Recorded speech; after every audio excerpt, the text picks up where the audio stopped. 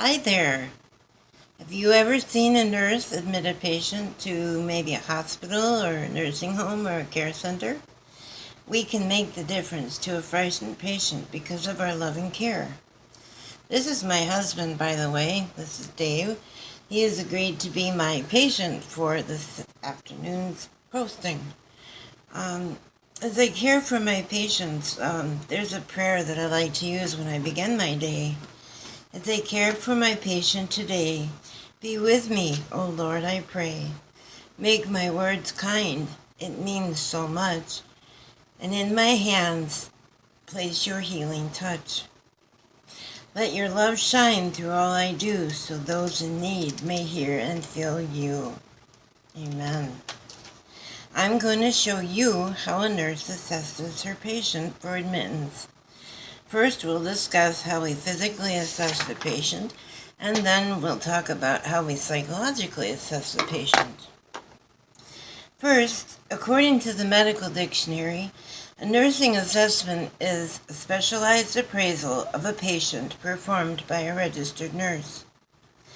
Okay, now I will demonstrate to you a bit about the head-to-toe performance assessment.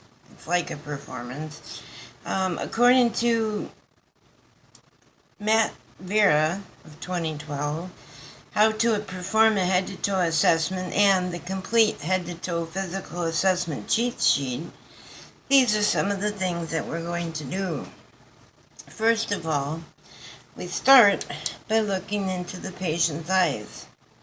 Honey, if you take off your glasses for a minute and look at me, we look to see if the pupils are reactive and equal in the light, which they are, which is very good. Let's put that down. Next, we would palpate the head to make sure there are no lumps, as we would do for the neck, the throat, like that. We would get around and we would look at the patient. Could you please stick out your tongue for me? Very good. Now, would you look up here? Follow that. Left to right. All right, very good. And now, how was your memory? Whoa. Yeah. Well, he's a very cooperative patient. All right, I'm going to listen to your heart. Now, we would normally do this for a total of a minute to make sure about any arrhythmias or wrong, faulty rhythms, but sounds very good. Now, if you could take some deep breaths for me. All right, and one more. Very good. Normally, we would have the patient take several deep breaths. We would listen to the front and the back of the chest, all the way from here, all the way down in the back, to see if there's anything in there that shouldn't be in there. We also listen to the heart to see about the rhythm, whether it's strong and pounding and pulsating, to make sure that it's not irregular, that the quality is good. Next, we listen to the tummy. Now, you won't be able to see this, but trust me, it's what I am doing. All right. We listen to hear what we call bowel sounds. That's the action of the tummy moving around in there. You want to be able to hear some. These sound like what you hear when your stomach growls and goes. Now, you don't want to hear too many because that means that they're either very, very nervous or they may have the loose bowels. But your bowel sounds sound perfect, which I expected that they would. I would normally ask him about his habits, bowel, bladder, sleep, that kind of thing. We would ask for their home situation, how are things going at home? Who do you live with? Do you work? What kind of work do you do? What are your hobbies and your other activities? Now that we've looked at the physical part, let's look at the part about the social, and economic status. Don't move ahead. I won't be doing this part, but we would normally use a Rorschach ink chart, where we show drawings of sorts to the patients and then have them tell us what they see in it. Now, sometimes we see funny things in there, and that's okay too.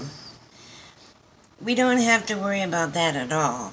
Jane Framingham had 2 articles about what is a psychological assessment and another one about doing the psychological assessment. Those are very important. Again, we would ask, do they feel safe at home? Are there any concerns? Are they having feelings of anxiety, restlessness, nervousness, paranoia, any of those kinds of psychological things? We would look for any problems with mental illness in the history, would look at their chart for their history of their physical as well as their social economic status. I don't know who said this, but nurses are angels, not with wings, but wearing scrubs. Now, I told you that I was going to show you how do we assess the patient, and I was going to show you any of the things that we do.